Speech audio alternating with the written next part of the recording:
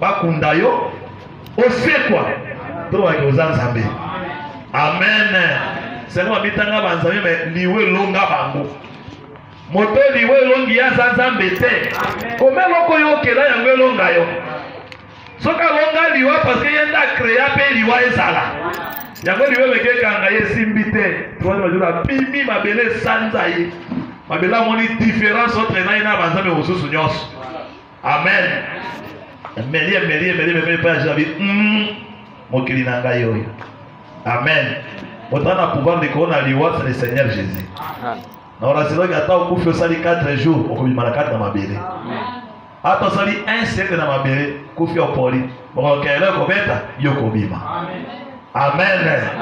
Ni baba wana bieza emekama. Balobi eza solidement posé. C'est que ça libango ya tama ya beti yango mo pepe beti yango eninga na kate. Ba posé yango eza ngui. Amen. Frère ndako etongami liko na fondation eza solide ndako eninga na kate. Eta ba trace pe ya kopasuka te. Amen. Yango ingénieur ya malamu ava tonga ndako fa veiller na fondation. Akwetile ba belo. Il faut tout approfondir ma belle, tout la fondation à 2 mètres ici à ma belle. Il faut salir la sorte et ma camoué belle, tant au fondement ça qui est posé, mais tant au fondement ça a fait que fondement qui est à quoi la camou pépé pour le tout. Amen. Il y a peu de quoi l'andako, soko tonga miliko na libango eza solidement posé.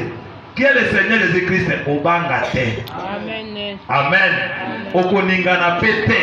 Ata mokili etomboki bambonge bimi bangomba epasuki likolo eindi okozala ngui parce que otongami likolo na libango eza solide. Amen. Mabanga mosu elengaka lengaka. Tango abeli akomi koyoka somo. Difficulté akomi kolenga lenga mais soko tongami likolo na libanga Jésus kobanga te. Siango bakeye mosu na obike Bobike moto ya kozwa libango wana kome apui na ye. Celui qui la prendra pour appui n'aura point hâte de fuir. Amen. Soko zui loko na appui na yo.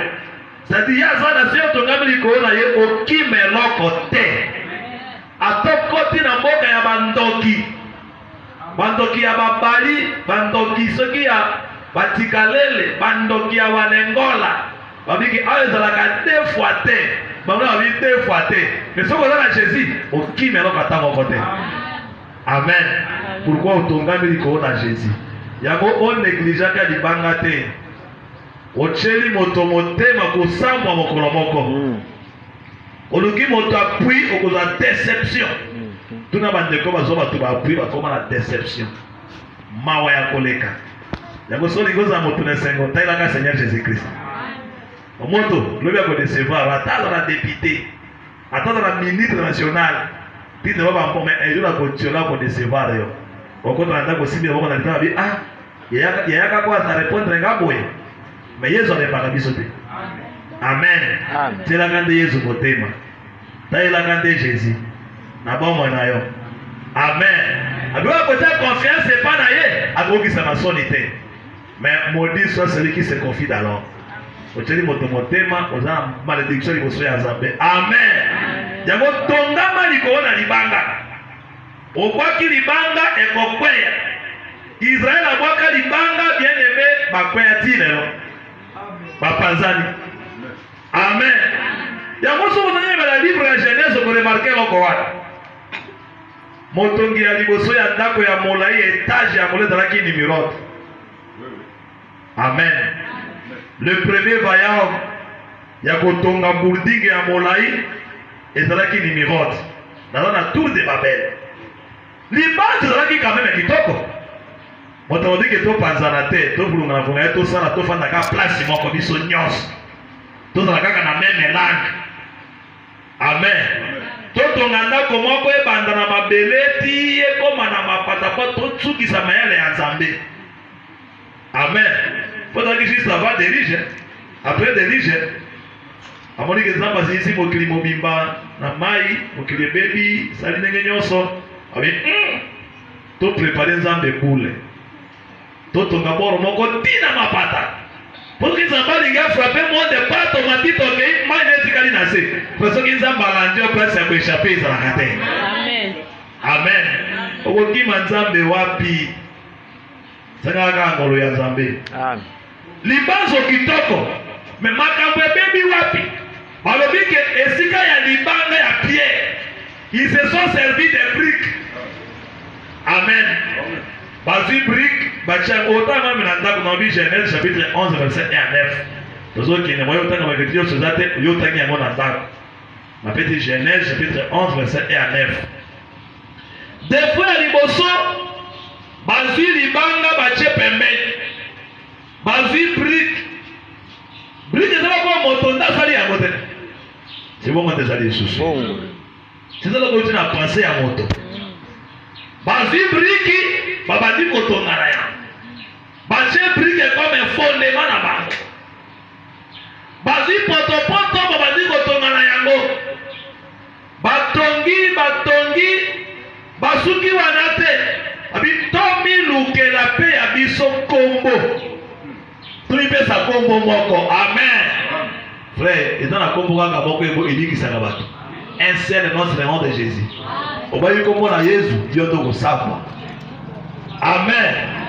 Tolukala biso kombo, totonga ndako ya molai ebanda na mabele ekende likolo.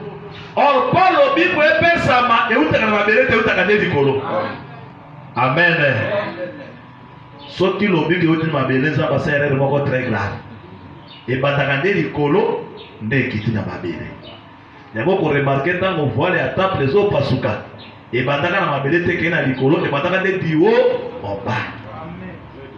Amen. Voile ya temple ntango pasuka nde likolo na se. Soki ebandaka na se ke likolo meza ma contredire Bible. On litamba ezopasukaki pourquoi epesa biso accès toko ta place bomo ezalaki na lieu tressé. Amen. Pour dire que lobi kozwi yango lelo euti na moto na mokili te euti na nganga te magicien te lobi kotai na lola. Amen.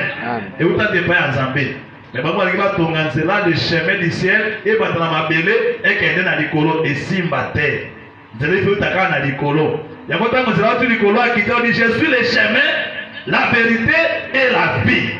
Yesu yene nzela ya lola. Amen. Le chemin du ciel c'est Jésus. Amen. Vous avez enseigné que na lola le kan à Jésus. Eza maman Maria te.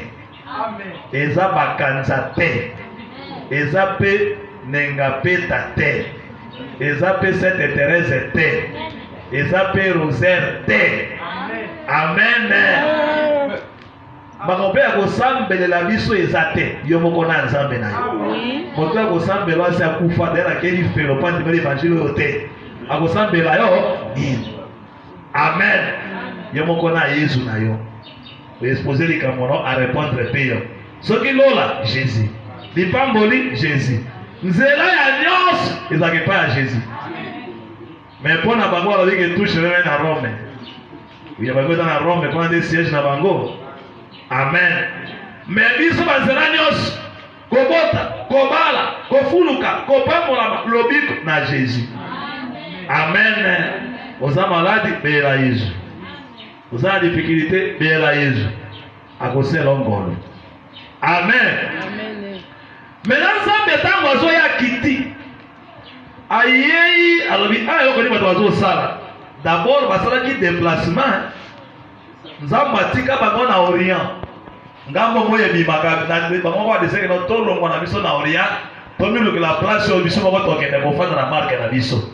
Ba bimi na Orient. Otango zo iba na Orient zo ko trakati ya molili. Orient la chambre ya soleil. Orient la chambre ya soleil. Oh, le soleil c'est la lumière. Le soleil c'est Jésus. Tango zo tika Orient o bimi bango molili ezozo yo. Bakomi na plende batonga ke bako yo nzamba babi bana batotala baserebele nzamba kitia tala nano ndako bazo tonga bango nyos mosala zo tambola peza maha pesa na oyo pesa ngo bayi pesa na poto so na ngo ya mosala zo kende na likolo non ta bilo ko bato bazo sana baliki kombo na bango ba négliger brique na confondre bango. Amen. Nzambe abi descendant et confondant. Nzambe asaboni a troubler kaka minoko na bango. A changer oyo azwi kota mosusu, oyo azwi kota mosusu. Pesa na poto oyo anatindi mai. Pesa na briki oyo anatindi mbeli ya mason. Pesa na niveau oyo anatindi briki. Mobule koti. Amen. Amen. Yango baza na kati na confusion pe kuna okuta kuna mwasi azoteya. C'est une confusion. Amen. Bazo sangana bakota ebelebele. Oyo baptême au nom du Père, du Fils, oyo baptême au nom de Jésus. Oyo kuna biso ya Mahomet, okotosala sikoyo bosangana ecuménisme. Bokosangana boni kozana lokota moko te. Amen. Biso zaka na même langue. Yango tozokende liboso. Langue yango ezaki topoke te, kigenya te, kingombe te, mais c'est l'évangile éternel. C'est notre unique langue. Amen. So koti na kati na église parce que moni bakina assemblée de seko baka kana note. Ah, epa na biso te kota. So koki langue na biso te, oki zo compliqué na matoi bima. Amen. Ce sont les choses semblables. Langue na biso eba na ka frère. Amen. Amen. Nazo koma na mboka moko village na kotana ya oma ya okani. Pasteur ayebi yango. Na eba kata teke église za kawa. Nazo ta ngambo ya mission Simba nazo ke superviser makambo ya semi. Dans la grande zéraboué, vous êtes côté l'angawa, dans la discussion de localité. On va dire qu'il a veillé. Pendant que vous avez besoin de toka. Zambela basatu azali elombe o papa. Bon, na biso eyembeli ya kuna biso tozo yembate. Bakoto na nzembo ya alléluia.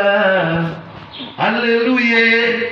C'est que moto na olenge na ya koyemba na monoko ya ye. Bato azobina okaka wesebene mikongo basebe mikongo na mabele biso tobina te tozokaka te soni papa bine ndiyodas naye na butoka be oyo eza assemblée de se ntango azwi mateya nazoka azopasola azosona ata zamba asante tene mazamba kuna naoki esimbeli ya likomi ndenge azokende abeti mwale pourkui ya likomi oyo nayebi te ngape naza na kati na mboka wana beti reka mwa pene ngape nalala nano te nakende kobima na mitunela. Na mungu kisha ngapi papa weza église ni na sasa mbele ya senga dalali suti na kuti bana ngai tokota bena veri bela tokotika na veta seti tomo na bila kisi patele pandarano oh na ana mosala ya kula matari mwana pande zite na moko na kolo. Amen. Même langue. Amen. Même style ya kolata au bon assemblée de ce que pasteur nous sommes tout pour les les assemblées de cette. Amen. Oui. Ce sont des choses semblables. Okobu ata na village ko eba ke doctrine na biso ya koyo. Amen. Amen. Nzamba cheba ngoma bulu pourquoi ils ont rejeté la pierre. Babwa ki libanga bazui brique dépensé à moto. Bien de bagide otama na passer à batwa tu dois placer la visionnaire bazali. Yenda zo sala ina marque nai. Okuta ko mama présidente bazali. Président sectionnaire, comme on a père, président sectionnaire de Mangobo, il est rencontré par Mangobo, président sectionnaire de la Chopo, à Zekuna, il est aussi connu comme archibishop, les visionnaires, il est dans un causant de personne à ordre, Amen. Tour de Babel et à moi, et comme vous canapé et panzana. Amen. Mais biso tokobuka na te parce que totongami likolo na Yesu ndenge Paul azoloba na Ephésiens chapitre 2. Ephésiens chapitre 2 banda na verset na yango yoka ndenge Paul azolendisa biso chapitre 2 banda na verset 19. Ainsi donc vous n'êtes plus des étrangers ni déjà du dehors,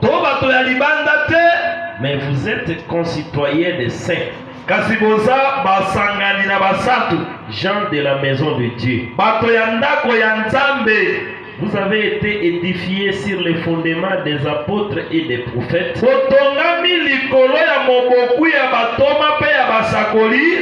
Jésus-Christ lui-même étant la pierre angulaire. na suka. En lui, tout l'édifice bien coordonné s'élève pour être un temple saint dans le Seigneur. Na yende ndako mobimba etongami malamu na molongo pona kozala tempelo esantu ya nkolo. En lui, vous êtes aussi édifiés pour être une habitation de Dieu en esprit. Kana yebe bino botongami pona kozala efandelo ya Nzambe kati na molimo. Amen.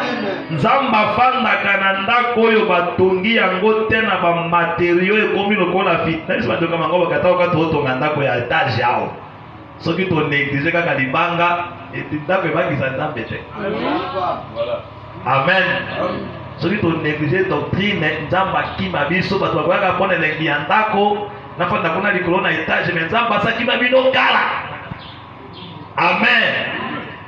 Bandako nyonso ozotonga ya kitoko ebangisa mpe yo te po bakonzi balandaka. Amen. Nzambe avazala akota na temple afanda bozala édifie likolo na batomba na basakoli. Mpe Yesu azala libanga ya suka ya moboku. Amen. Toyimite mokili te assemblée des saints. Roma basalaki erreur ya ndenge wana roi Akazi na kati na ye jikwa na un roi. Roi nasali mission de service na mboka na Akazi. Akomi na Akazi amoni monument na bango. Amen. Amoni statue na bango kitoko eleki ya Jerusalem.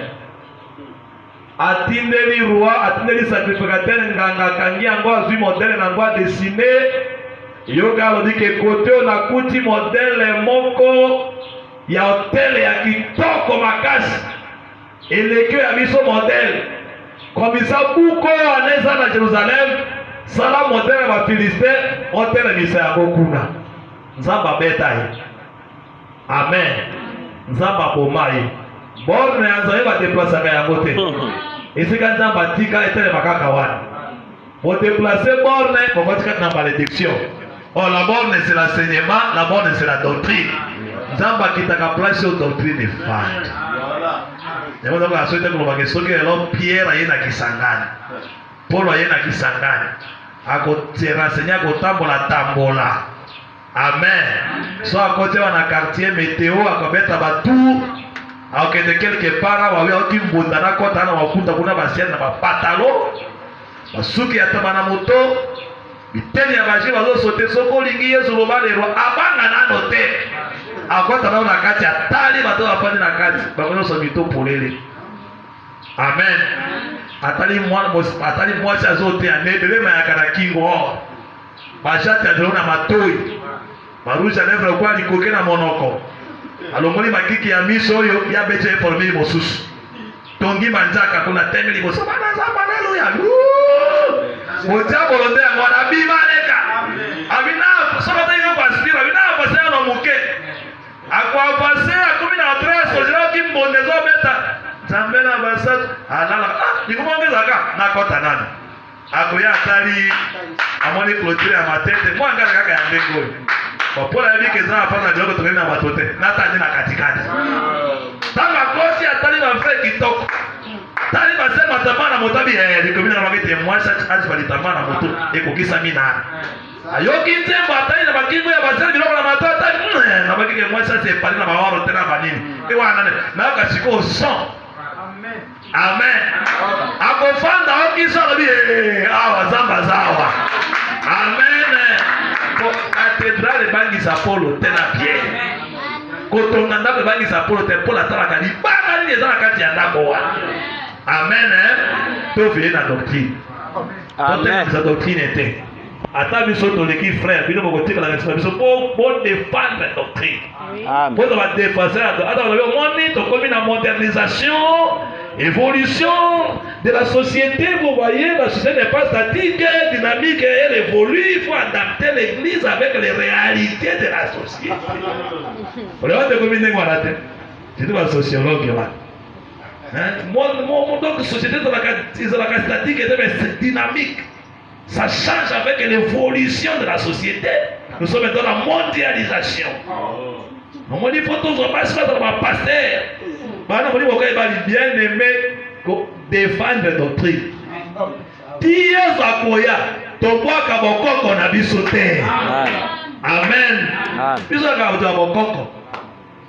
Ata kanga betemoni révolution. C'est-à-dire tout sangisa makambo ya sikana ya kala. Et pas na biso ezalité. Au recours à l'authenticité, tout ça recours te. Donc on est dans l'authenticité, dans l'originalité, sur les fondements des prophètes et des apôtres et des prophètes. Amen. Oyo bater, oyo to batela yango. Soki to batela libanga oboku Yesu, ata bitumbe to lenga te. To banga pete. Amen. Fe libanga bundela kabiso ndima bongo. Amen. Soko simo kanda ya Samuel otanga meme na ndako bazolo bani. Et comment dit na période de moko ba Philistin bazui arche ya Nzambe. À cause ya péché ya mwana ya bana ya Eli, le prophète na tango wana sacrificateur Eli. Ezalaki fini na nani na mususu wana. Na ofine. Bakomi kosala mobu na kati ya ndako ya Nzambe, bamwaza ilokola banganga Nzambe. Bazo vient na service ya tabernacle, mais bakumisi lingomba mobulu. Soki moto aye na mbeka pona kotumba avaki bapesa ane pa ya Nzambe ya sakati aye partika. Ekomi ya ye. Baseka na église, basi ya bafrère na tango wana na mboka ya Yerusalem bakomi basi na bango. Moto akoya na mbeka na Yesu kaza mwasi na yeko konfese mbeka na ngabi fanda no kuna. Beka kuna asakani naye. Les hommes au kakanda tiberi bango ba ene ba fisi ba beti bango pe Nzambe ke. Amen. Tango Nzambe ke Israël moni ke Nzambe pe asake. Odiema tika la pama moto na mwasali mwa idole na ye. Mwa stati na ye ba starte ba komi kogumba mena yango Nzambe pe atiki bango. Amen. Nzambe akete kuna beta ba Philistin. Abeta bango nde ba monaka somo bazongi cherche Nzambe ekoti na ndako ya Abinadab. Amen. Mais on remarque tango Israël kama moni ke tango bitumbe zingeli ya mafitama ndiko beta bango babi Samuel. Vraiment likamwe ko makasi. Depuis arche kei tolunga kaliso bitumba te. Ekomi kaka échec. Et on a dit que ceux qui ont déplacé arche na bomo na yo bitumbe bolonga kayo. Arche na ka Yesu, mobimba arche na ka Jésus. On déplacé na bomo na yo baba ki même ndoki ya suka tuke na bango ba maya koloma misui na bato wana na se apo ya chopo kuna akukanga yo mona bitinda ya bandoki c'est-à-dire ko ya mwa suka na ka seple wana na kati na bango akuboma yo. Pourquoi arche bibi déjà mais so na arche ata président ya bandoki ya Kisangani mobimba kolonga yo te. Amen. Molimo ya Kisangani ekosimba yo te. Amen. Donc on va quand Mikolo vito sa prière moko pona na ville ya Kisangani na ona faux prophète moko na chokolo bibo bika bitina singa Kisangani singa mwambi yoka ninga zoloba. Na Kisangani singa mwambi zaka singa bade singa mwambi zaka wapi. Abi Kisangani zana esprit moko esimba ville ya Kisangani. Esio beka to babobola souffrance banini ala na formule ya 8. Ninga zoloba. Abi nyoka kwa beta formule ya 8 alali ya maluki boye. Ils ont la forme à 8. Alors bien ça esprit simba vile donc akasikisa ngani singa mwambi singa meza akawapi baba singa mwambi azo na kabonaiwa na utaleka kimya.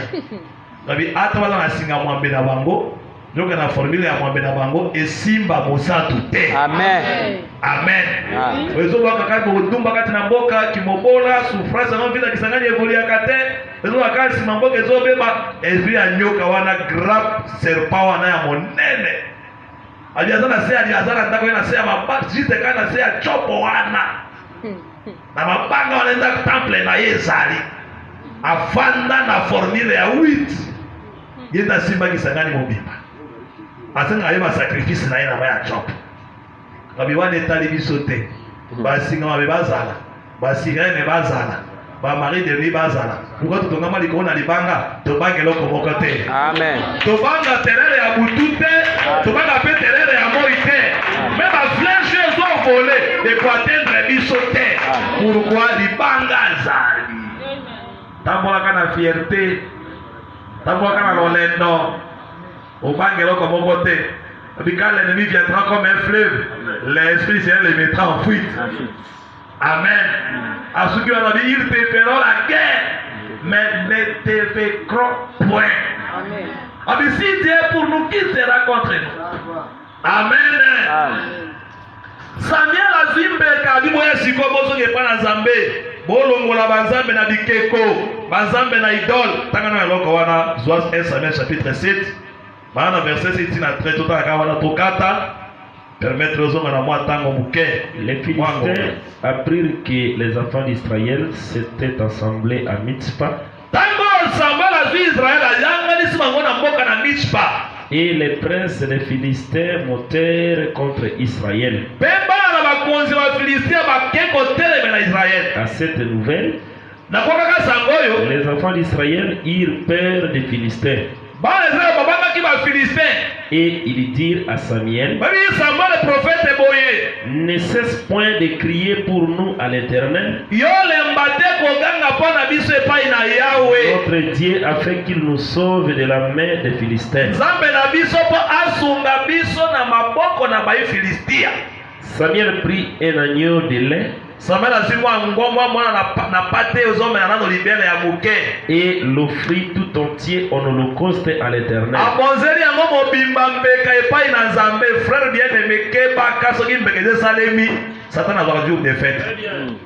Amen.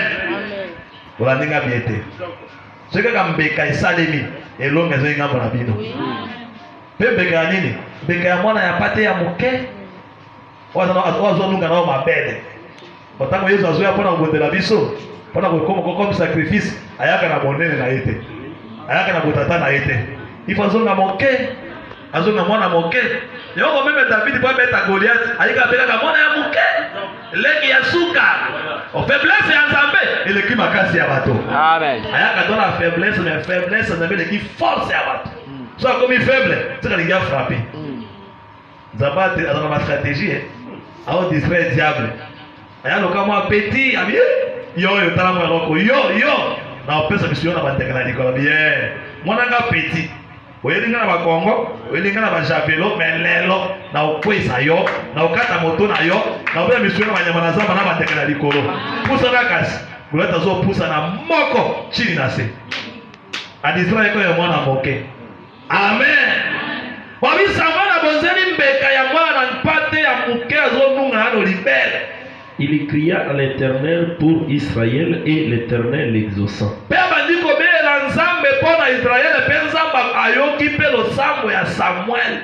Pendant que Samuel offrait l'holocauste, les Philistins s'approchèrent pour attaquer Israël. L'Éternel fit retentir en ces jours son tonnerre sur les Philistins. Nzamba za bien. Soko nzamba ngambo na yo. Musoko mo atara bisbitu, musoko mo atara bisote. Asasa ikuna kala. Yo imana tongo na uzo yembaka nzembo. Akumisi yo Nzambe ore tumbaki monene na butu. Peta ba sacrifier yo. Mais Nzambe kuna frapper. Ozo ba kuna tako yebate. Frère, ça a boudra biso bitumbe bele. Soki Nzambe tebe to kufa kala. Bitumba kondie la tayo. Quand on commence à l'université, parce que là, on on doit dans le papa ou moins cher, il y a des mots d'Isaka. On l'a dit moi, pantalon qui toque, il y a un vimbaka. Même maintenant, on a prière, on l'a dit, t'as pas besoin d'ailleurs. Il y a des mots à Gazaka nan. Il y a des mots à comment on a mis toutes les choses à Gazambe solo. Amen. Tant qu'on va faire ça, on va attaquer Israël, Zamba Salini. Abendi bakake. Il y a moi quand tu me dis qu'on pète ma bombe, bakake boua. Et les mis en déroute. Ils furent bâtis devant Israël. Les hommes d'Israël sortirent de Mitzpah pour suivre les Philistins et les bâtirent au-dessous de Beth-Kar.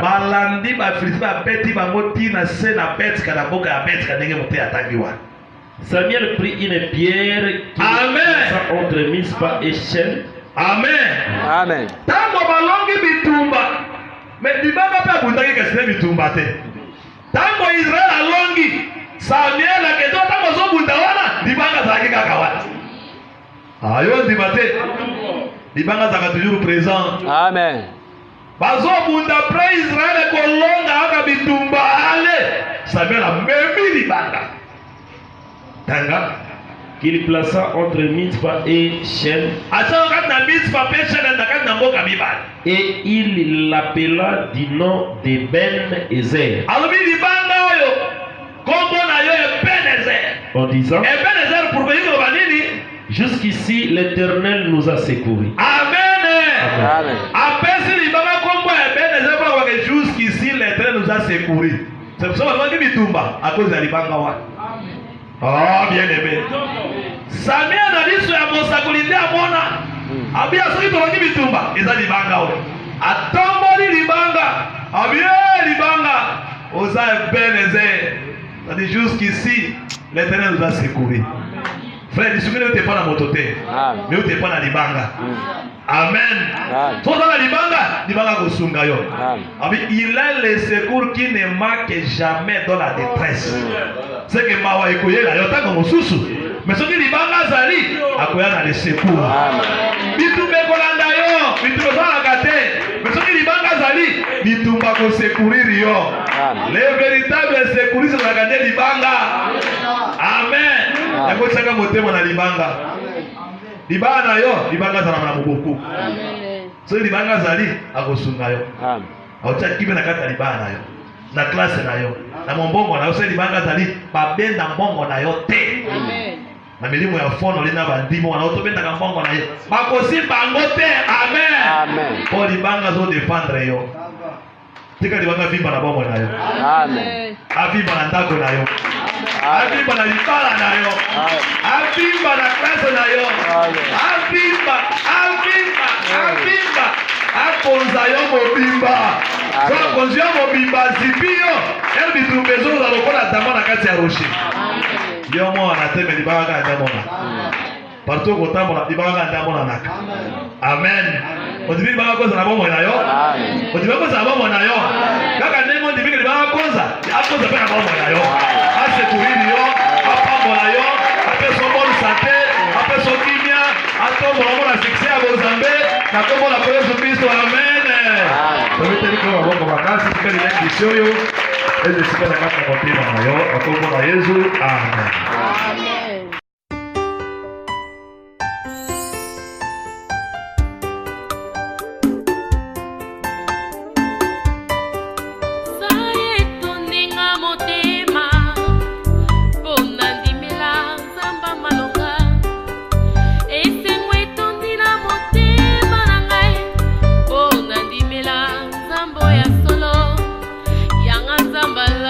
Te